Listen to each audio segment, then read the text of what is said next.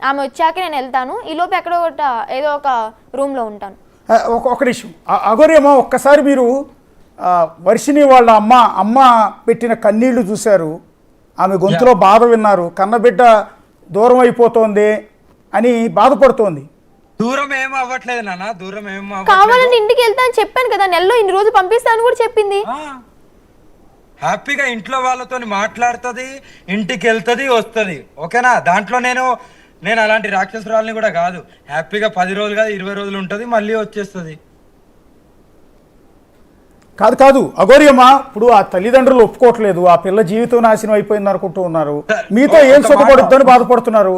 మరి మీరే ఒక మంచి మనసు చేసుకుని మీరు ఇప్పుడు బేసిక్గా మిమ్మల్ని చూసి చాలామంది ఎంతో గౌరవిస్తున్నారు, అలాంటిది మీ చేతిలో ఒక ఆడపిల్ల బందీగా ఉండిపోతోంది అంటే ఆటోమేటిక్ మీకు కూడా బ్యాడ్ నేమ్ కదా. బందీగా లేను నేను, మీరు బందీ అని అనొద్దు ప్లీజ్. నేను బందీగా లేను, నేను ఎంతో స్వేచ్ఛ పక్షిలాగా ఉన్నాను ఆమె దగ్గర. నేను బందీగా లేను, నా ఇష్టపూర్వకంగా నేను వెళ్తున్నాను ఆమె దగ్గరికి. ఓకే, యా, అంటే నేనేది మీ మీద పడే నింద గురించి చెప్తున్నాను. నా పాపకి ఇష్టమే, ఓకే, అమ్మాయి మేజర్ కాబట్టి మీతో కలిసి ఉండడానికి. నాకు నిందలు కామన్, ఓకేనా. నిందలు అంటేనే అగోరమ్మ అంటేనే నిందలు ఉంటాయి. అన్ని చేస్తూనే అగోరమ్మ వస్తుంది, ఓకేనా. దేనికి కూడా వెనకాడే ప్రసక్తి లేదు, భయపడేది అస్సలు ప్రసక్తి లేదు. ఇప్పుడు నేనైతే ఒకటే చెప్తా అండి, నాకు కానీ అగోరమ్మకి కానీ ఏదైనా ప్రాణహాని జరిగి మమ్మల్ని బలవంతంగా ఏదైనా చేసినా కూడా మాకు థ్రెట్ ఉండేది మా ఫ్యామిలీ ద్వారా, ఆ విష్ణు ద్వారా. అంటే అగోరియమ్మని ఏమైనా చేసే ధైర్యం ఎవరికైనా ఉంటుందా? ఏమో అంటే కార్యక్రమం ఆపుకుని నిద్రపోతున్నప్పుడు ఏదో ఒకటి చేయొచ్చు కదా. మొన్న ఏం చేశారు, గుజరాత్ వస్తే మా హర్షన్న ఏం చేశాడు, ఒక కత్తి లాంటిది కొనుక్కొచ్చాడు, సూది లాంటిది, పోలీసులు లేకపోతే పొడి చేద్దామని. నా కళ్ళ ముందే మాట్లాడుకున్నారు, నాకు చూపించారు కూడా వెపన్. అది ఏది అగోరి గారి పైన దాడి చేసే ప్రయత్నం. నన్ను పంపించకపోతే ఎదురు తిరిగితే పొట్లో పొడి చేద్దామని చెప్పి అది కొనుక్కొని వచ్చారంట. చూసారా, మిమ్మల్ని పొడి చేయడానికి ఒక కత్తి కూడా తెచ్చారంట అగోరి అమ్మ. అది నేను చూడలేదు, ఆ అమ్మాయి చూసుంటుందా. నేను ఎందుకంటే లేదు హోటల్ రూమ్కి వెళ్ళాక నాకు చూయించి నేను నిద్రపోతున్నానండి, నేను పడుకున్నాను అనుకుని మాట్లాడుకున్నారో ఏమో తెలీదు. జస్ట్ మిస్ అన్నా, పోలీసులు లేకపోతే పొడి చేసేవాడిని అని చెప్పని హర్ష అన్నాడు. సర్లేరా, పోలీసులు ఉండడం వల్ల బతికిపోయిందిరా, అది లేదంటే నా చేతే ఆ జుట్టు కోసి తీసుకొచ్చేవాడిని అని చెప్పి విష్ణు. అంత సీన్ లేదు చిన్ను, ఎవరికి చెయ్యేసి అంత ధైర్యం లేదు, అంత దూరం లేదు. పోతే నేనన్నా పోతా, ఎదుటోడన్నా పోతా. చిన్ను ఒకటే మాట, నువ్వు వచ్చేసినావు కదా.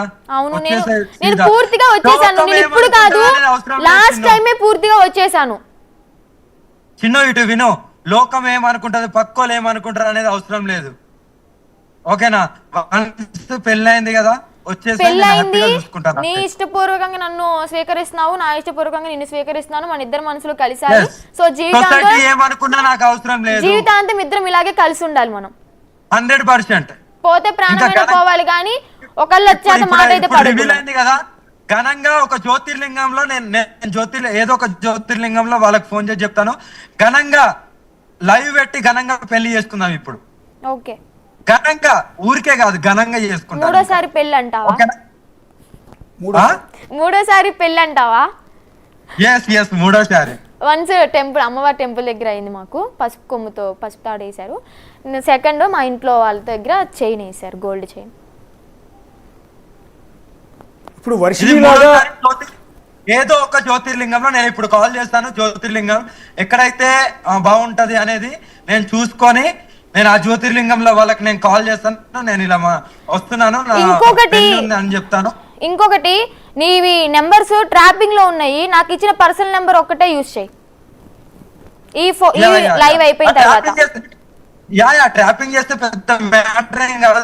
మంగళగిరి పోలీసులు కూడా సార్, నేను కంప్లైంట్ ఇచ్చి వచ్చేసాను కదా, ఇటు వినండి ఒకసారి. నేను కంప్లైంట్ రాసి వచ్చేసాను, ఎవరు బలవంతం లేదు, నా ఇష్టపూర్వకంగా అగోరమ్మతో ఉండడానికి వెళ్తున్నాను అని.